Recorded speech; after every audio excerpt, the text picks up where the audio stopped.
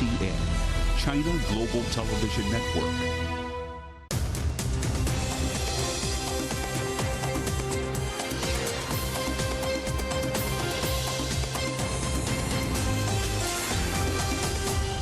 Live from London, this is The World Today. Hello, I'm Jamie Owen. Welcome to the programme. Our top stories: Donald Trump's prison mugshot makes history as the former US president is booked on election fraud charges in Georgia. Our other headlines: the Kremlin denies as a complete lie claims that the Russian state ordered the killing of Wagner chief Yevgeny Prigozhin. Hawaiian Electric Power Company is sued for claims of negligence leading to wildfires, while the island's tourism industry now faces huge challenges to recover. And I will not resign. The president of Spain's Football Federation refuses to step down after kissing a player during the World Cup final celebrations. It's an historic first for a former president of the United States. Donald Trump has had his mugshot taken after he surrendered to prison authorities in the state of Georgia. Trump is charged with plotting to overturn the 2020 election results following his loss to Joe Biden by fewer than 12,000 votes in the state. This is one of several criminal cases Mr. Trump is facing as he campaigns for a return to the White House in 2024. He says the lawsuits are politically motivated, describing this case as a travesty of justice. If you challenge an election, you should be able to challenge an election. I thought the election was a rigged election, a stolen election, and I should have every right to do that. What has taken place here is a travesty of justice. We did nothing wrong. I did nothing wrong, and everybody knows it. I've never had such support. Well, let's talk to our correspondent, John Terrett, watching events for us in New York. John, these are extraordinary times. Describe the events we've been watching in Georgia. Well, it was truly extraordinary to see it on television last night down there in the southern state of Georgia. This was the biggest show of defiance by the former president on all the 4 occasions that he's been asked to turn himself in. It was the biggest motorcade by far. They had 2 ambulances. There were state police, there were local police, the Secret Service were there, of course, which is his right as a former president. They had to hand him over to the local jail authorities. They lost control of him for about 20 minutes while he was booked into the Fulton County Jail. And it's important to understand that all the 4 cases against President Trump all happen in 4 very different jurisdictions. So they all have their own way of doing things. And in the state of Georgia, this is a state charge. So the way they do things there, President Trump was invited into what they call the Sally Port, which is the little area near to the jail where people are booked in. He was booked in as an inmate in the Fulton County Jail, which is one of the worst. It has a terrible reputation in America. It's one of America's worst jails. Now, he was in there for about 20 minutes. That's because they sent a lot of the details ahead of time, things like height and weight and hair color. Other people could be there far longer if they were in a similar situation to the former president. And of course, he becomes the first former US president ever to have a mugshot. And as you've seen from the television pictures, it is a scowl of defiance. He also becomes the first former US president to have an inmate number, and that number is P011-35809. In an interview from his aircraft on the way back to New Jersey, he gave a telephone conversation with Newsmax TV. He said that he didn't know what a mugshot was. They don't teach you that sort of thing, he said, at the Wharton School of Business, which is one of America's big business schools in Philadelphia. He said the jail was a terrible experience. It is what it is. And finally, Jamie, within hours of being booked into Fulton County Jail, he was back on Twitter, or X, as it's known these days. He hasn't been there since January 2021, 2.5 years ago. He tweeted that scowl of defiance above the words "election interference, never surrender." The former president still has almost 87 million followers on Twitter/X. Jamie? John, can you just now walk us through what happens next? It is a bit complicated, and no one is quite sure. One of the 19 co-defendants has asked for and has been given a speedy trial. In the state of Georgia, and indeed I think in most of the country, if you ask for a speedy trial, you get a speedy trial. So one of the 19 is getting that, and that will be in October. And this is crucial because it means the government has to lay out all its evidence for that one person, which will be a benefit to the others. Now, the others, including President Trump, Rudy Giuliani, and Mark Meadows, who was Trump's chief of staff, they are going to have their cases mired in legal argument, which will push it back quite a long way. And I know that 4 of the 18 who remain are asking to have their cases transferred from state court to federal court because they say we were federal officers and therefore we should be tried in a federal situation. Now, as for President Trump, of course, there are 3 other cases against him: New York and his business, Florida and the alleged keeping of classified documents, and Washington, D.C. involvement in the January the 6th situation on Capitol Hill. I should remind our viewers he is still eligible for very high office, the White House, under a quirk of the U.S. Constitution. He remains the Republican front-runner by far for the Republican ticket for next year's election. And how ironic is it that that mugshot is already, this minute, being sold online in the form of T-shirts and drinking mugs. I mean, what an extraordinary thing that a mugshot is being sold as a drinking mug now, or very soon will be, in order to raise funds for the ongoing Trump campaign. Jamie? John, thank you. Our correspondent John Terrett in New York.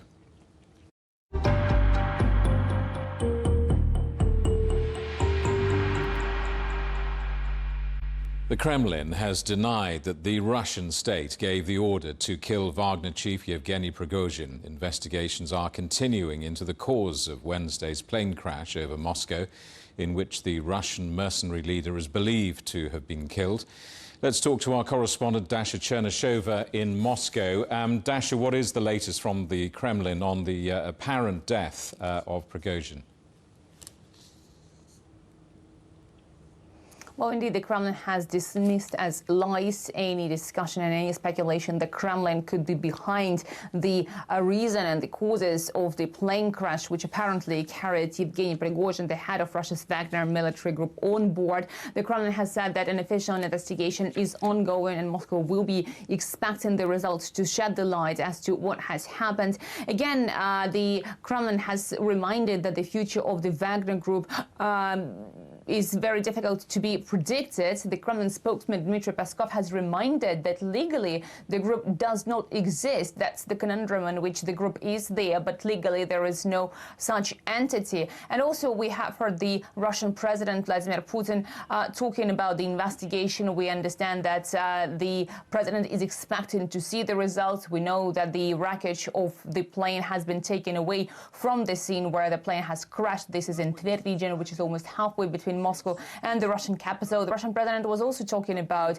Yevgeny Prigozhin quite highly in his meeting with the head of Donetsk People's Republic, Denis Pushilin. And Denis Pushilin himself has also been saying that the topic of the death of Prigozhin was actually a very painful one. But let's listen in to the Russian president.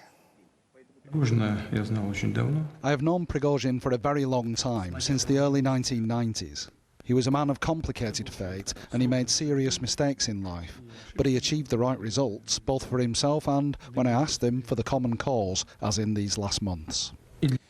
Dasha, let's just turn to the military matters in Ukraine. Russia says it's fought off a drone offensive by Ukraine over Crimea.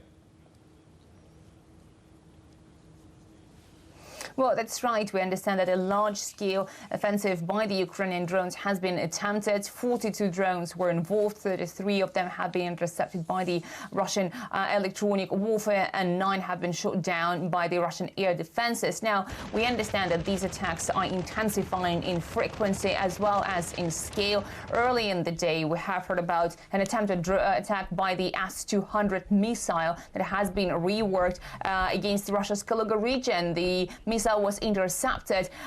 No casualties or damage has been reported, but also later in the day we have heard about another drone attempting to attack the Kaluga region as well. Just to give you the sense, Kaluga region is very close to Moscow, about 1 hour drive. The debris of that drone have been found near the city of Obninsk, which is about 1 hour and a half drive from the Russian capital. So certainly these attacks are intensifying. The Kremlin is saying very clearly that the air defenses are doing what they can, and the job of the air defenses has been fully implemented and fully complete, because those drones are being shot down and intercepted by the air defense systems. Dasha, thank you for that. Our correspondent Dasha Chernyshova in Moscow.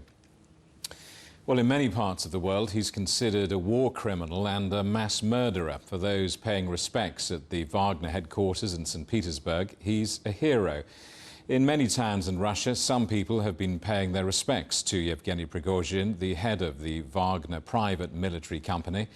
Our correspondent Alyosha Malenkovich reports. It's Thursday evening, and people are still coming to lay flowers or light candles. Orthodox Christian icons and stylized crosses made of candles. The flow of people from many parts of Russia has been constant, and some shared with us their thoughts about the deaths of the Wagner leadership. Они были целью номер один на планете, мне кажется. They were the number one on the entire planet, I would say, and a priority for some heads of countries. And they should have been travelling separately to prevent this simultaneous great loss. Не было одновременной большой потери. For me, it's a huge and personal tragedy because there's only a few people like him. It's a pity that this has happened.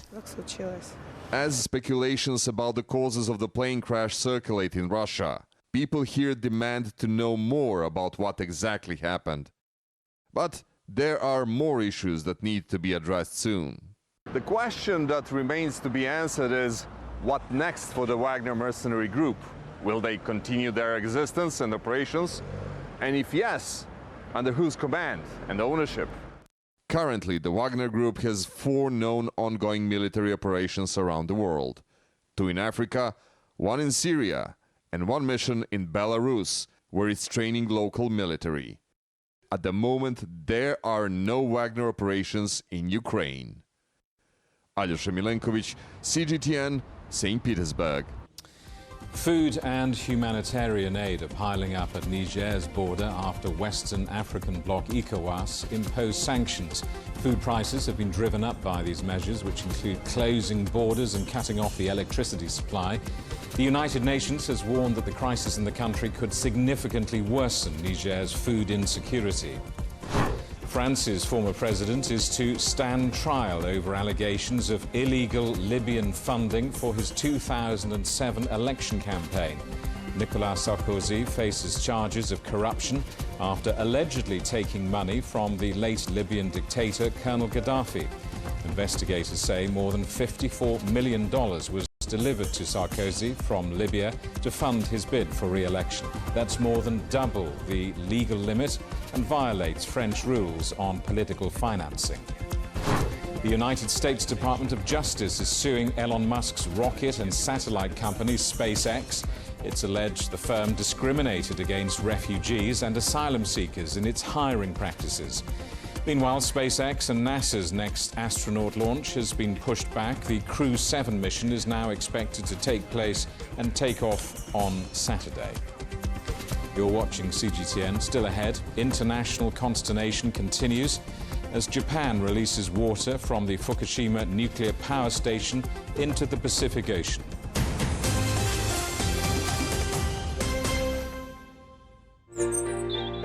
Ever wondered what's the difference between a bear and a bull market? Where are the cash cows? And who are the lame ducks? And what exactly are black swans? Grey rhinos? And unicorn companies? Make sense of it all with Global Business, only on CGTN. There's a new agenda for a new world, accelerating change in almost every part of our lives. It's shifting the norms of how we work, travel, and connect. How we think, interact, and develop. It's a new reality, a new agenda with me, Juliette Mann. This week on Razor, as nature's engineers restore wetlands, they also restore habitats for other animals and plants, as well as reduce the risk of flooding. It's worth noting, Guy, the dynamics of the dam here, really interesting. You've got fairly vertical front face, and then the back edge of the dam tapers back down, and they'll push sediment and stones, anything they can get really into the back of that.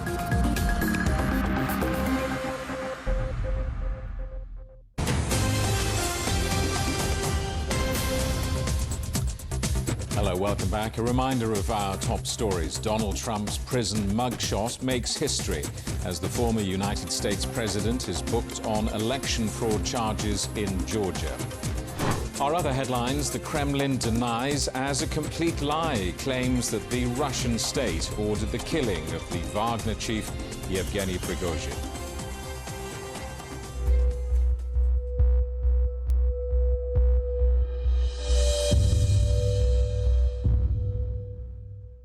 A Hawaiian power company is being sued by Maui County for negligence leading to wildfires. The Hawaiian Electric Company is accused of failing to properly maintain the electrical system and of failing to shut down their equipment when conditions became dangerous. Videos posted on social media appear to show fallen power lines starting fires. Meanwhile, businesses across the island are struggling in the aftermath of the disaster. CGTN's correspondent Dan Williams reports. Near empty beaches, restaurants and souvenir shops. This is Kihei on Maui's southern shore. Although the flames did not reach this far, small business owners here are now struggling to make ends meet. The owners and workers have deep sympathy for the residents of Lahaina, with many having helped in the aftermath of the fire. They are now dealing with a sudden drop-off in tourism. In the past week, I've seen an 85% drop in business. I'd have 100 customers on a normal day. I have about 15 now. We're very close to experiencing a secondary disaster, an economic disaster. It's a similar story for Jonathan Chase, who runs a vegan food truck. He's concerned following a number of high-profile public comments from officials that Maui is closed for business. I've just seen business just drop significantly since everybody was told, not to come to the island and to rebook their vacations. 80% of Maui's revenue comes from tourism. The State Tourism Department estimated visitors spend $5.7 billion in Maui in 2022.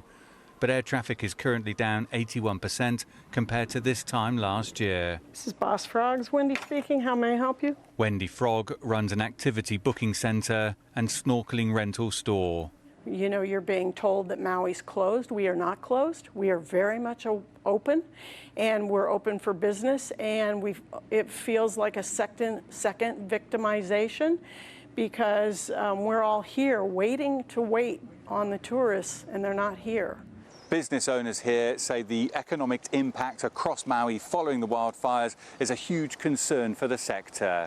And if the drop in tourism continues, some small businesses fear they'll have no choice but to close. I don't think any business could exist with an 85% revenue drop in that short period of time with absolutely no means to forecast the future either. Within a couple of days, we went from totally being able to pay our bills and self-sufficient to totally worried that we're going to, run out of money in 3 months and we might have to close down and sell our business. Across town at the activity centre, Frog has this message for potential tourists. We need you here. We need you really, really bad. And I'm just asking anybody who is thinking twice about maybe planning a vacation someplace else, please come back. We really need you. Maui is already hurting following the destruction of Lahaina.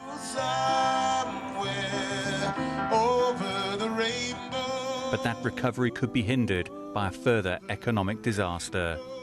Dan Williams, CGTN, Kihei, Maui. Greece has arrested 79 people for arson as wildfires continue to rage across parts of the country. Hundreds of firefighters are struggling to contain major blazes which have left 20 people dead and prompted growing outrage among residents. One of the fires is burning for a third day on Mount Parnitha near Athens. The fires have burned more than 60,000 hectares of land in northern Greece and another 5,000 hectares west of the capital. Turkey is one of the many countries facing low water levels and drought conditions this year. 3 of its biggest cities have been hit hard. Now people in Istanbul have been asked to reduce their water consumption. CGTN's correspondent Mikhail Bardavid reports. A sign at the entrance of the Ali Beyköy Dam in Istanbul reads, "Entering the lake is prohibited." But where once was a lake, water buffaloes are now grazing. The Ali Beyköy Dam is one of the 10 reservoirs that provide Istanbul with water. The Falcon Mark indicator, which measures water scarcity, has labeled Turkey as a water-stressed country. Istanbul is one of the 3 main cities in the country threatened by a water crisis, along with the capital Ankara and Izmir. According to Istanbul's Water and Sewage Administration, İSKİ, as of August 23rd, Istanbul's dam occupancy rate is just above 31%. That's about half the amount it was this time last year and the lowest level in 9 years. On Wednesday, the city's mayor Ekrem İmamoğlu announced a 30-year master plan that included short, middle and long-term policies regarding water and sanitation. In this master plan, we encounter a study that encompasses solutions for water, wastewater, water treatment, rainwater and stream sections for all of Istanbul. We have identified these solutions and prioritised them up until the year 2053. İSKİ's proposals to deal with drought include the construction of sustainable new drainage systems for rainwater collection, new wastewater treatment plants, wastewater pipelines, and seawater desalination facilities. Experts emphasize that drought is just one of the numerous risks posed by climate change affecting both Turkey and the world at large. Following meteorological and hydrological drought, the greatest risk lies in soil aridity, agricultural drought, the disappearance of green areas, forest fires, and the occurrence of tornadoes and sudden rainfall due to convective movement and increased air temperature, leading to floods and flood disasters. Turkey has recently been battling with wildfires amid a heat wave and high humidity levels. Forest fires in the northwestern city of Çanakkale have prompted mass evacuations over the past few days, and shipping has also been suspended through the Dardanelles Strait. Mikhail Bardavid, CGTN, Istanbul. Japan remains rather divided a day after the country began releasing water from the Fukushima nuclear power station. Both sides of this debate remain concerned about the long-term health impact and the potential economic blow caused by China's import ban on Japanese seafood. CGTN's correspondent Jack Barton reports. Iwaki is a bustling port city in Fukushima, south of the crippled Daiichi nuclear power plant, from which water used to cool its tsunami-damaged reactors is now being pumped into the Pacific Ocean. Many locals are worried. I do have a lot of concerns about it, even though it has to be released. I have a lot of concerns about whether customers will stop coming. It's a similar story for Hayasaka Kazuhiro. Since the government says it's safe, we choose to believe that. There's no other way. Of course, I think sales will probably decrease. Customers have only just been able to come back, but with the releasing of the water, our sales and customers will go down again. Everyone here wants to see the nearby nuclear plant fully decommissioned. The goal is the decommissioning of the plant, and if this is not complete, then the problem remains for Fukushima. So I think this is a part of the process that can be helped. But at the same time, I didn't want them to release the water. Nor did Japan's National Federation of Fisheries Associations, which has now called on the country's interior minister to take measures that would ensure the immediate lifting of China's seafood import ban. Jack Barton, CGTN, Iwaki in Fukushima. The president of the Spanish Football Federation has dismissed calls to resign after he kissed a female player. Luis Rubiales sparked outrage when he kissed Jenny Hermoso on the lips during celebrations of Spain's victory in the Women's World Cup. FIFA has started disciplinary proceedings with politicians, players and unions calling for him to go. Well, let's talk to our correspondent Ken Brown in Madrid. Ken, we were hearing reports earlier today that he would step down. Now he's refusing to step down. What's going on? Yes, a big shock here today in Spain, Jamie. Everyone expected him to have a resignation speech, one which our sources told us he was even preparing last night. When the moment came, Rubiales stood up and gave a bizarre speech presenting himself as a victim, saying that he was a victim of false feminism, that he was undergoing a social assassination. A very bizarre explanations of the kiss with Jenny Hermoso, which he said was consensual and mutual. He said that it was a peck that he would give to his daughters, who also happened to be here today in support. Now, he insisted, like I say, that kiss was consensual. It's really centered on that. One of the other pieces of behavior that really caught the headlines here was when he grabbed his crotch right before the end of full time in the presence of the Queen of Spain, Queen Letizia, and her teenage daughter. Now, despite all of this, Rubiales says he's going to stay on, he's going to fight to the end, and this could become a drawn-out saga, as even Prime Minister Pedro Sanchez says that his position is now untenable. What does this mean for women's football in Spain? I mean, presumably, because we're all talking about this scandal has overshadowed the team victory in the World Cup.